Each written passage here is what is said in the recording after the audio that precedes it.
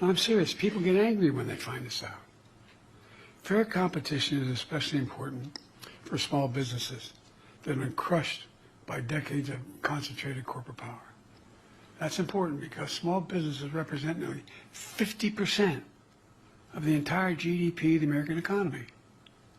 Because of our policies and confidence of entrepreneurs in the economy, we've seen 20 million, since I became president, 20 million new business applications during this administration. The most of any presidential term in history. A record. Black businesses ownership is doubling. Hispanic business ownership is up by 40% since the pandemic. Share of women in business is also on the rise. It all has benefited not just those groups, but all of the economy.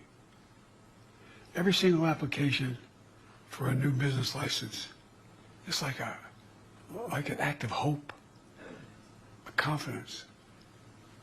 There's so much more from our playbook.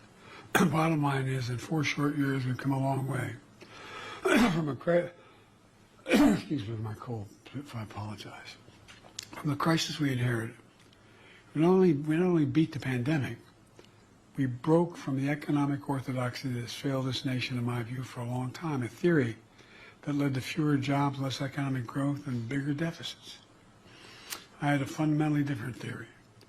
My theory was the strongest economy is built from the bottom up and the middle out, from the middle out and the bottom up, not the top down. And the best way to build in America was to invest in America, invest in American products, invest in American people, not by handing out tax breaks to those at the top. And I'm not looking, look, I don't want to get in, we can talk about taxes. But it was long past time for America to make a generational investment in our infrastructure, in our manufacturing base, in the technological edge in our clean energy future. I know it's been hard for many Americans to see, and I understand it. I just try to figure out how to put 3 squares on the table. But I believe it was the right thing to do. Not only to lift America out of economic crisis caused by a pandemic, but set America on a stronger course for the future. And we did that. We don't take my word for it. Here's how Time magazine and other commentators describe the economy. I'm leaving to my successor. And there's a number of these quotes. President-elect Trump is receiving the strongest economy in modern history, which is the envy of the world. I'm going to say something outrageous. I know a fair amount about foreign policy. I've known every major world leader for long, been around 500 years. I know these guys. And I don't know anybody who wouldn't change their economy with ours. Can you think of one, any major nation? That says, I want to trade. I don't want to trade. I'll keep mine. I like what I'm doing. Let me close with this. By all accounts, the incoming administration is determined to return the country to another round of trickle-down economics and another tax cut for the very wealthy that will not be paid for, or if paid for, is going to have a real cost, once again causing massive deficits or significant cuts in basic programs from healthcare, education, veterans benefits.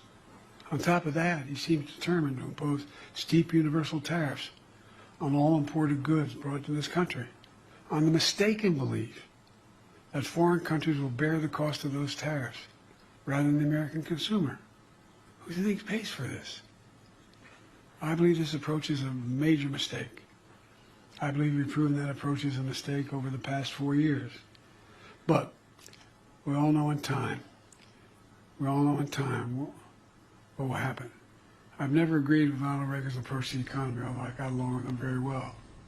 But I did agree with something he said. President Reagan said, and I quote, "Facts are stubborn things." Facts are stubborn things. They are. Here are the facts.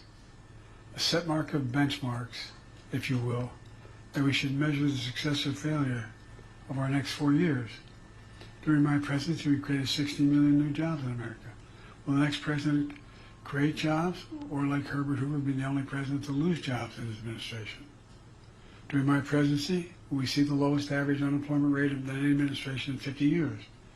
Will the unemployment be higher or lower in the next 4 years? We have had a strong economic growth of 3% on average on a yearly basis. Will the next president have stronger or weaker economic growth? And inflation, yes, inflation. We're battling through worldwide effects of the pandemic, Putin's war in Ukraine, and supply chain disruptions. I'm leading the next president with an inflation rate that's near 2%. Where will inflation be at the end of the next president's term?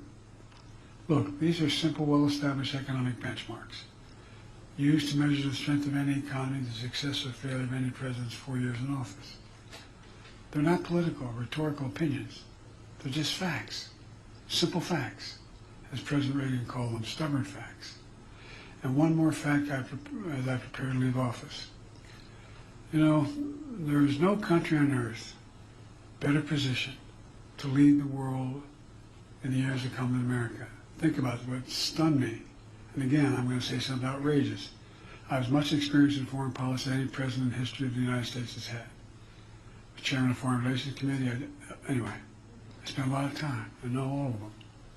Well, the decisions we make over the next 4 years have been transformative to the nation. But I tell you what stunned me, and I'm not being a hyper-American here. I can't name a single country in the world that doesn't think. Put it this way, if we're not leading the world, who does? Not a joke. I'm not being wise guy. If we do not lead the world, what nation leads the world? Who pulls Europe together? Who tries to pull the Middle East together? How do we do the Indian Ocean? What do we do in Africa? We, the United States, lead the world. And you all are extremely experienced women and men. You know many of these leaders. You know many of these countries. Find me one that says we're not, or wish we weren't. Look, my hope and belief is that the decisions and investments are now so deeply rooted in the nation that's going to be politically costly and economically unsound for the next president to disrupt or cut. You know, some of my friends in the Republican Party, when I do States of the Union, who holler and like, you know, those things. They're against all the things we did. Keep your eye on them. Tell me what they want the programs we voted for them to cut in their states.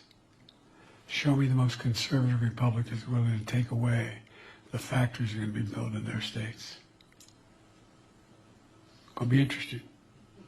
Going to be interesting. Look, I pray to God, because I think everybody has an opportunity to reconsider their growth. I pray to God the President-elect throws away Project 2025. I think it would be an economic disaster for us in the region. In fact, consider one additional fact. The historic investments we made went to more red states than blue states. Not a politically smart thing to do, and I knew what I was doing. I knew people would be angry. But the reason they're red states and they need it more is because of the decisions they made. Decisions they made. And geography. Will the next president stop a new electric battery factory in Liberty, North Carolina? Will create thousands of jobs? Will he shut down a new solar factory being built in Carterville, Georgia? Are they going to do that? You know, will we deny seniors living in red states $35 a month insulin? I believe the only way for a president to lead America was to lead all of America. And I believe the economy I'm leaving at the moment, and others could do better than I did. I'm not saying it was perfect. But ends up at this moment the best economy, strongest economy in the world. And for all Americans, doing better. So we got a lot to do, and I'm leaving the presidency, but I'm not going away. Bad news for y'all. Because I think we got to bring this country back together. When I announced my candidacy for president, I said I was running for 3 reasons.